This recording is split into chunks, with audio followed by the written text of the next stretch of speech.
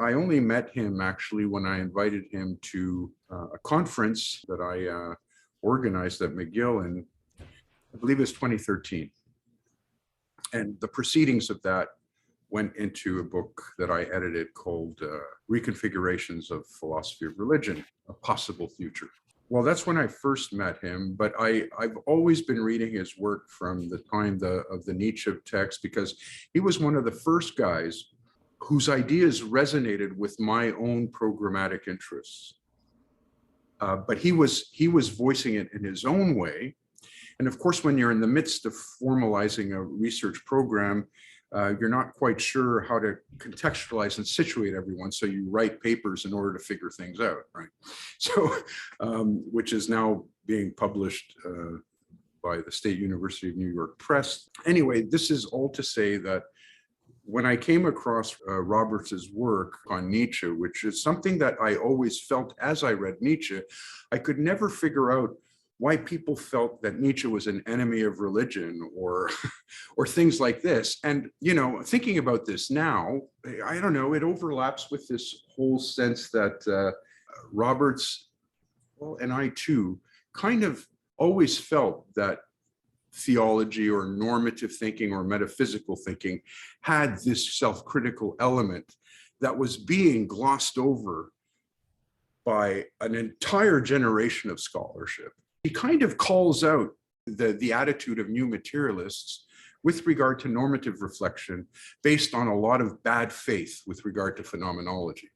That particular dimension of how he was negotiating the antipathy toward religion, and more specifically theology, as a kind of explicitly religious discourse, always resonated with me, because that was my experience as well. Whenever I read critical scholarship, like Heidegger, like Nietzsche, like Derrida, like Foucault, like all the rest of the pantheon of, you know, hermeneutics of suspicion, there was always this sense in which I could say, you know, there's a lot of the thinking here that kind of resonates with what insiders are doing, but explicitly in terms of their own norms, what they value, what is being, for example, disrupted and subverted by this tradition referred to as the hermeneutics of suspicion, which is the buzz phrase for the three key figures in the Western tradition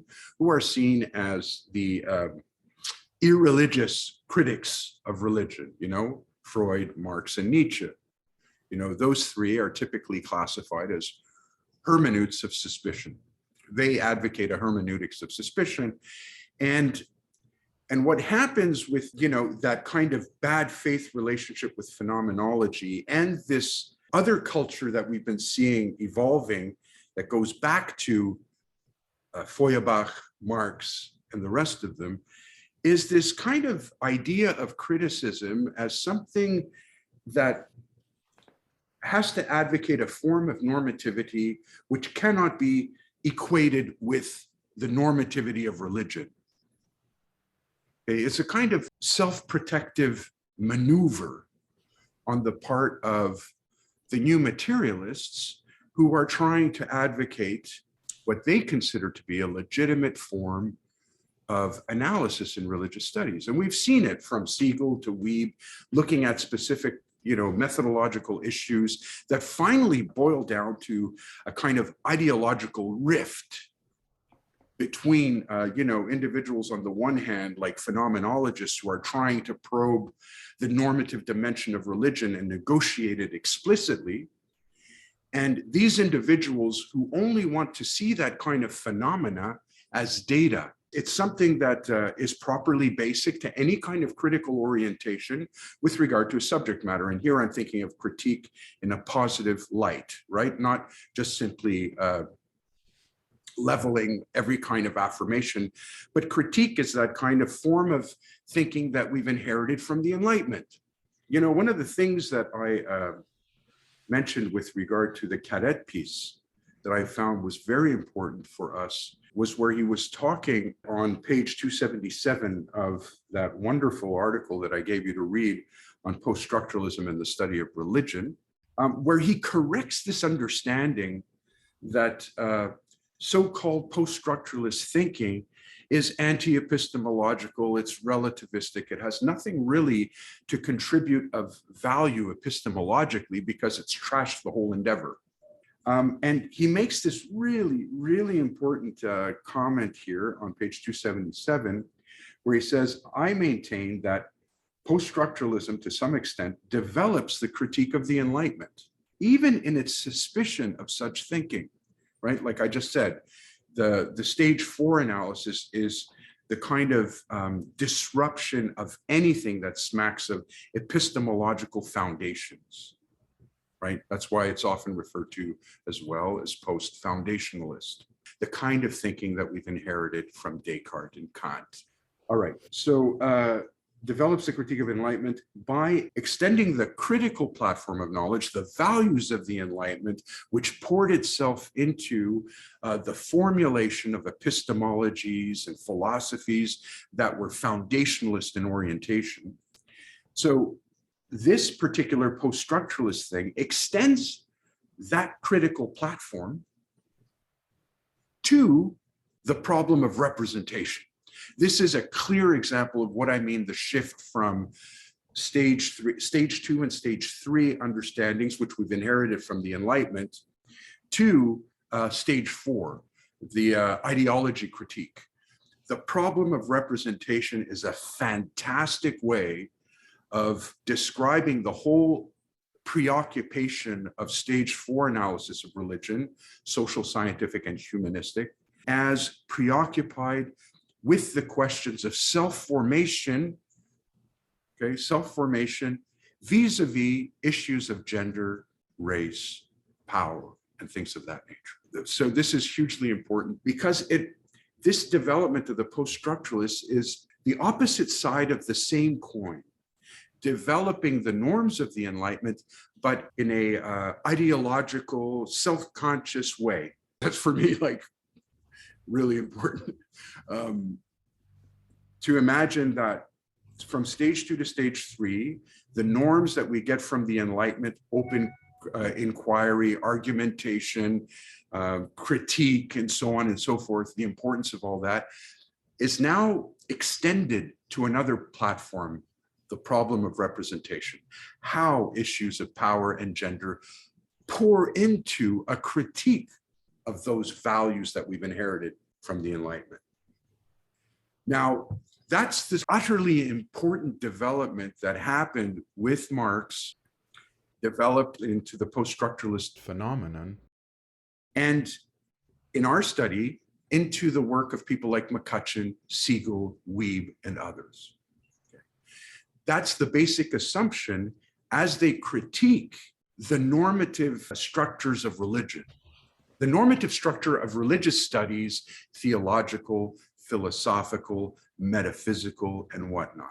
It takes its ground on that. And so do people like Roberts and myself and others who are in a kind of stage 4 modality, but are more humanistic. They're interested more in the acquisition, not so much of the concepts of religion, understanding the practices of religion, but trying to assess the potential value of the normative structures of religious discourse itself. Phenomenologists were doing that too. They were doing that, and of course, under the aegis of objective academic study. Remember, that was the whole debate that sparked this kind of pushback from the new materialists.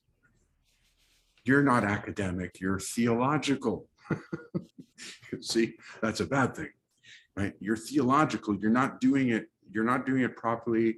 The danger with your approach is that you smuggle in all of the ideological implications that pertain to notions of gender and, class and so on. Remember McCutcheon's thing, right? When he invokes the fertility rights that Iliada discusses, what does he pinpoint? That he's protracting the kind of patriarchal assumptions of the norms that he's advocating in his eidetic vision. That's a mouthful, I know, but I'm hoping that you're able to somehow, because of our discussions and everything, make some sort of sense of it.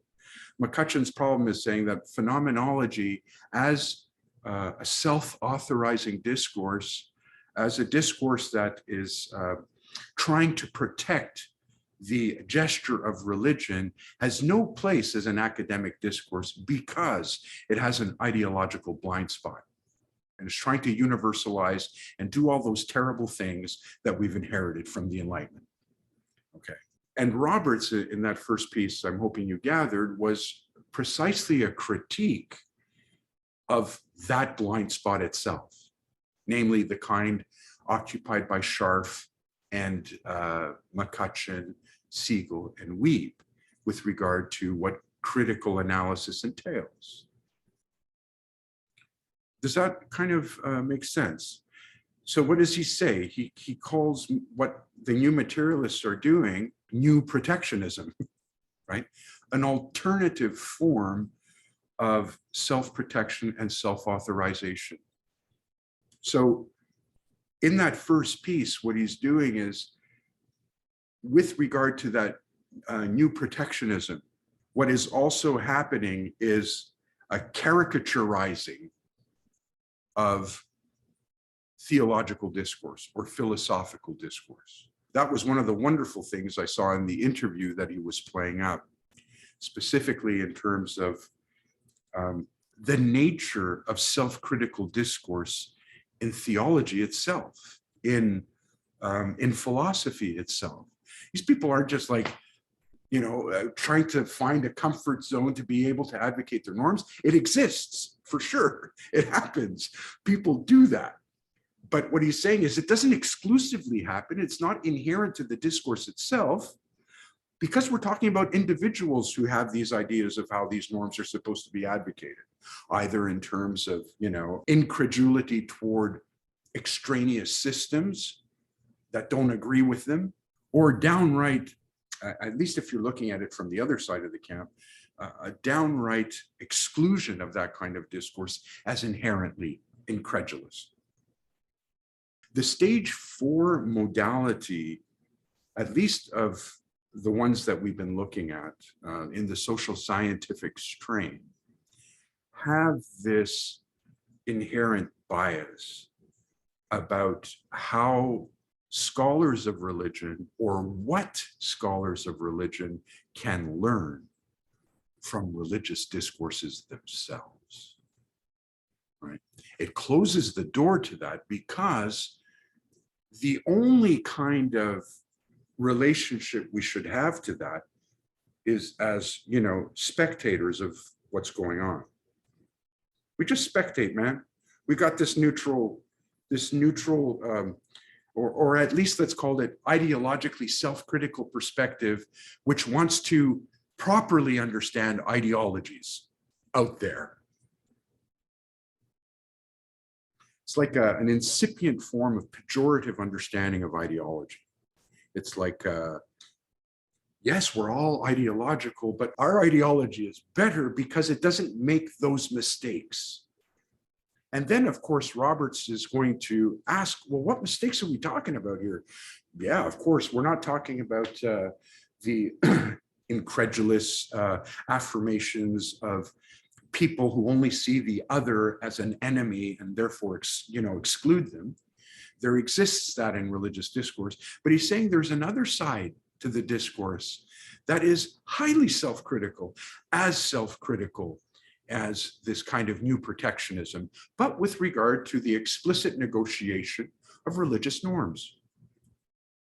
That's why he talks about theology in that same piece. He tries to say theological discourses, and he himself is not a theologian, right? He himself doesn't associate with the Christian tradition, but he says it's important to recognize the value of that self-critical discourse to disrupt our insular concepts of the self, ourselves, with respect to that modality. There's something to learn from that discourse, is his position. He's making this connection of saying, yes, I agree, this aspect of critique is important, but it can't be the last word on the ways in which we relate to the religious phenomenon. And this is what phenomenologists were feeling in a very visceral way when they were enamored by the religious phenomenon. Were they interested in the religious phenomenon strictly as insiders understood it? No, they weren't. They were interested in the insider's perspective, but they're always trying to position themselves with regard to how they, translate that stuff, how it impacts them, how we are to understand our relationship to the sacred, if you're Iliada, with respect to symbols, with respect to our contemporary society, with respect to our Freudian context, which is constantly suspicious of anything that smacks of religion. So that was Iliada's way of formulating a discourse of resistance. This is Tyler Roberts' term, a discourse of resistance to the culture of the day. It may not serve as a nonpartisan, methodological appreciation of religion, but as a discourse of religion, we have something to learn from it. And it will be interesting to develop, well, what exactly is that? Okay, but the thing about the Roberts critique, and he's not the only one, but I think he's the only one who's really done it for me in a convincing manner. That is, as somebody who is entirely absorbed by the hermeneutics of suspicion, just to use that phrase flippantly, who is invested in the program of understanding the event of secularism, what it means, and how to deal with the past, how to deal with the present, how to deal with individuals, our contemporaries who live and breathe and suffer in the same world we do, and to get their insights about something that destabilizes the self, something that orients religious individuals and selves in a way that is constructive for our times. That's where I think when he talks in the second piece on the four forms of critique, the fourth being the one that he's advocating, is pretty important. Okay, so let's turn to that, page 192.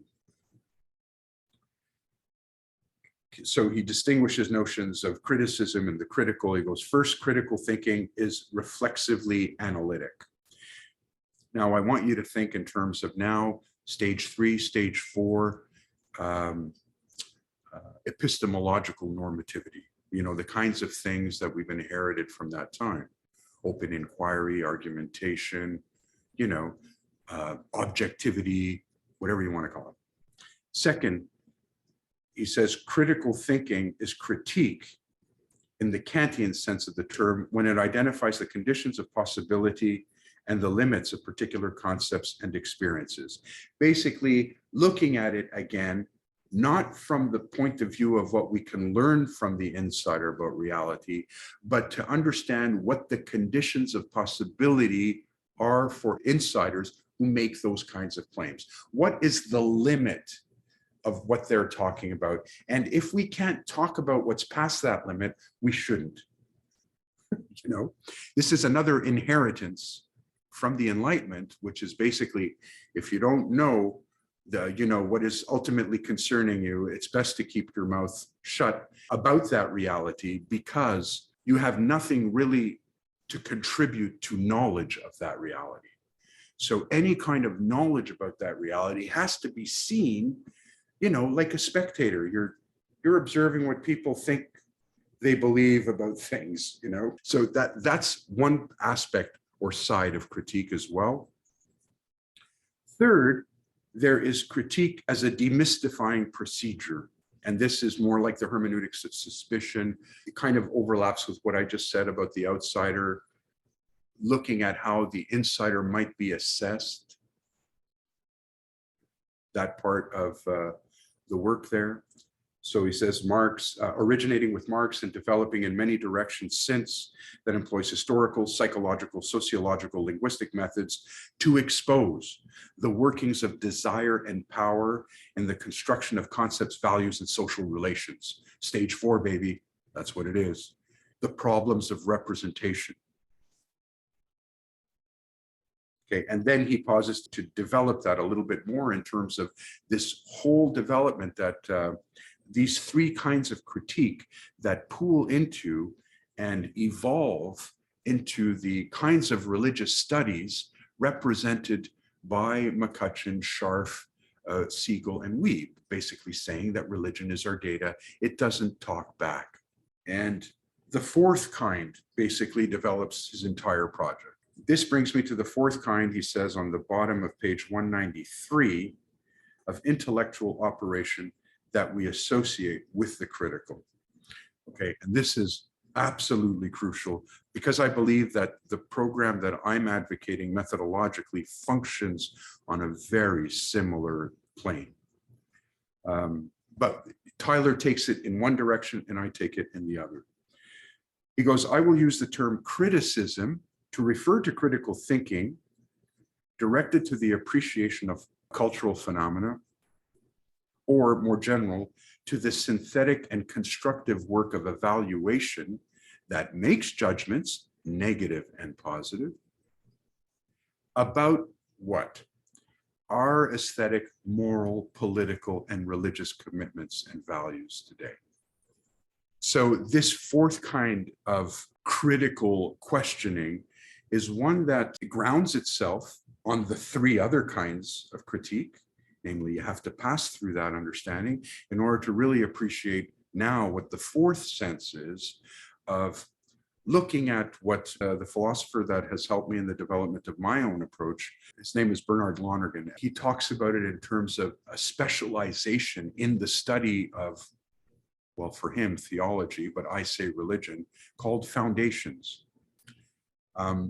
Foundations, not foundationalism, but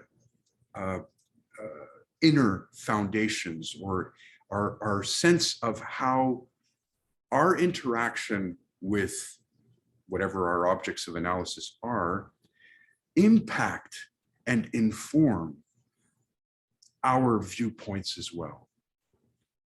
You know, aesthetically, morally, politically, religiously, and so on.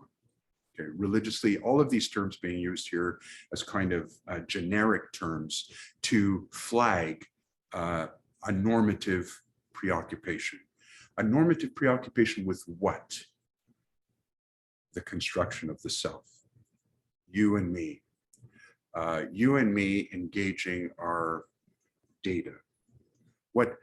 So that the first three criticisms stop with the data, right? But the fourth kind of opens the door and allows that data to inform. It talks back and we listen. You don't have to embrace it, but you listen. And you listen in a way where it's a question of, what can I learn about myself? What can I learn about my context? How can I contribute positively to that? Without necessarily advocating one specific type of discourse, Christian, Buddhist, and whatnot.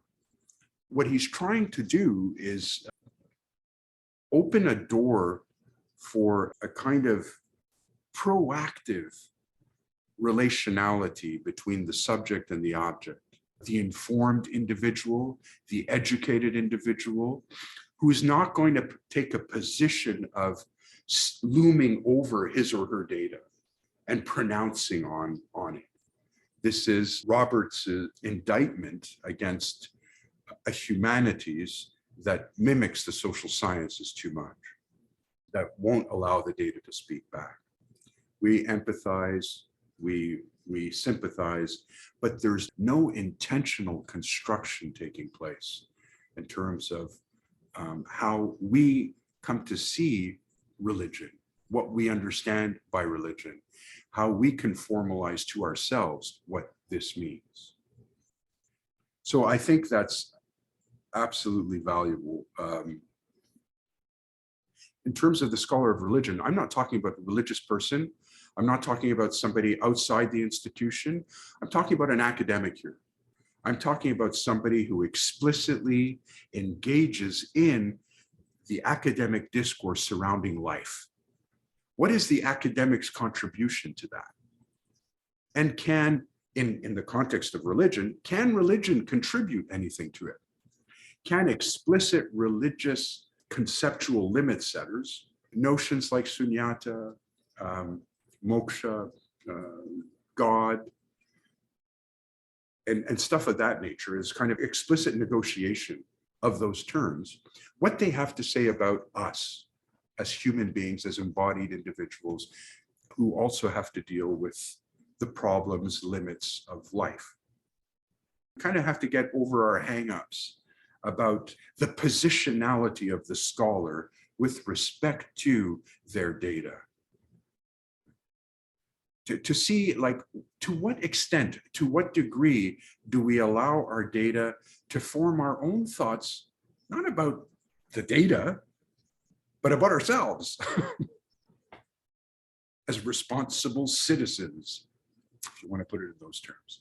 This is really extraordinary because for me, it allows for a kind of understanding of religious studies, which is far more multifarious than let's say, our only job is to critique. Our only job is to critique in the first three senses.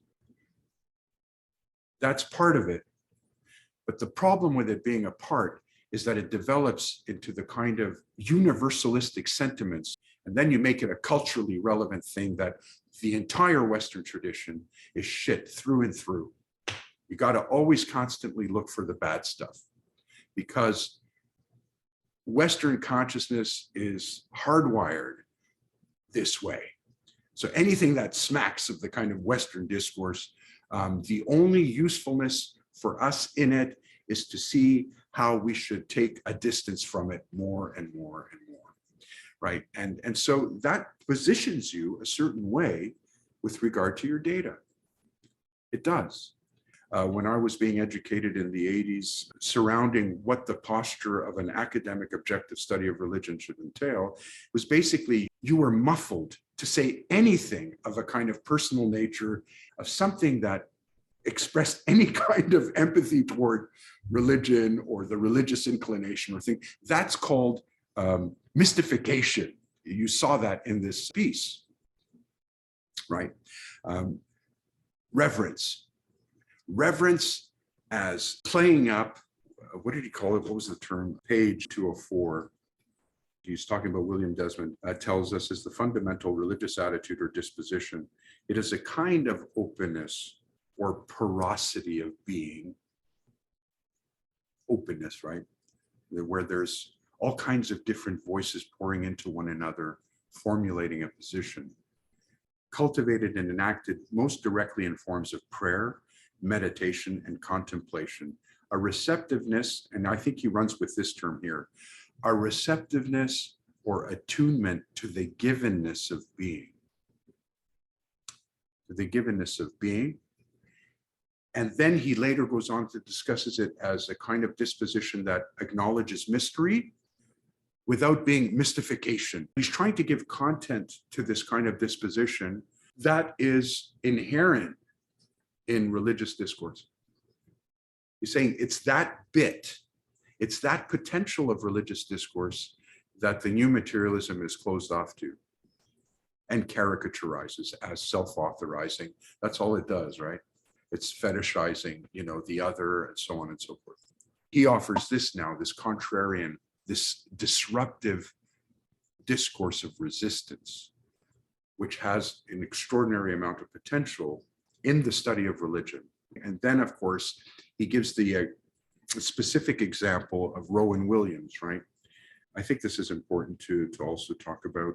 So Williams, of course, is being, let's say, representative of the kind of normative theological discourse that is not only important in terms of gathering what contemporary theologians are saying, but he's trying to pinpoint the spirit of the discourse itself, which is the place at which Roberts thinks we have much to learn. Okay, so for Williams, the basic idea that God is both truth and so judgment and love always must be understood in the context of the gospel, at the heart of which, for Williams, as well for Rudolf Bultmann, it is the scandal of the cross. So picking up on these negative, these controversial dimensions about religious discourse as offering a potential for thinking now about some positive relationship. So the scandal of the cross or sacrifice and death. Let's say a religious person discussing questions like the scandal of the cross have something profound to tell us about death and sacrifice, which I imagine most of us have an interest in. So what he's doing is you have to see that he's pinpointing the spirit of the discourse, trying to not explain or go behind it, but talk about the potential for its formulation of ourselves. This is the point. So he goes on to say, in other words, according to Williams, God shakes the Christian out of his world, disrupts his frames of reference and his realities, calling him to a life of what? Possession? No. Dispossession. Remember, McCutcheon and others are worried about this self-authorizing tendency, right? Dispossession. But the gospel, the scripture, and tradition, notice all of the traditional kind of language, right? But it's being put to a certain use. That's what's important here. But the gospel, the scripture, and tradition, more generally, also offer a new frame of reference by which such dispossession is understood as a practice of reverence and the taking on what? Of a new self. Right? So it has something to contribute to the self-formation, namely the religious language in the context of reflective religious studies, if you want to talk about it in Smart's terms, can take away from that kind of discourse how the essential nature of that discourse is to disrupt our tendency to rule over what we advocate. This is so Derridian. Roberts has learned a lot from Derrida. The understanding is that reverence means, utter enthusiasm about the givenness of being, the fact that we are, that we exist, that things are as they are. And then he connects it with the specific discourse of Rowan Williams that uses the language of Christianity to discuss general themes like sacrifice and death, and the dispossession of self to attain a new concept of self, a new idea of self. That's just, I think, a concrete example of how this language is utilized in the context of religious studies, but also in a theological context and metaphysical, philosophical one, where we're not just dealing with, does, let's say, the scandal of the cross really prove anything? Did it really happen? Did it this, did it that? All of that stuff that might interest the insider for sure, but has a relative significance for somebody thinking in a more general way about those things. So you have to deal with the explicit discourse itself, but try to gather from that discourse something that it offers the human condition. Even the religion scholar who may or may not share those beliefs can take something away from it rather than simply just spectate and say, oh, that's interesting. It's interesting, but I really have the inside track on its true meaning kind of thing. And what it's also, sorry, I get really excited about this stuff, but what's also really cool about it is that he's not somebody who's shying away from the challenges of this inheritance, the three forms of critique, plus the fourth now that he's offering as critical responsiveness. But what he's advocating is this need for reverence in religious scholarship, thought generally, thought constructively, thought openly, with regard to things that overlap with theological and philosophical themes. And that's why I think it's worth its salt. He's not taking any detours. Just saying, yeah, I've been baptized in the waters of Nietzsche, Marx, and Freud, and Derrida and Foucault and all the rest of them. But I need to pick up the pieces and go forward and try to figure out, how do I relate all of these discourses in the context where presumably I'm interested in the religious phenomenon? That's what's pretty cool.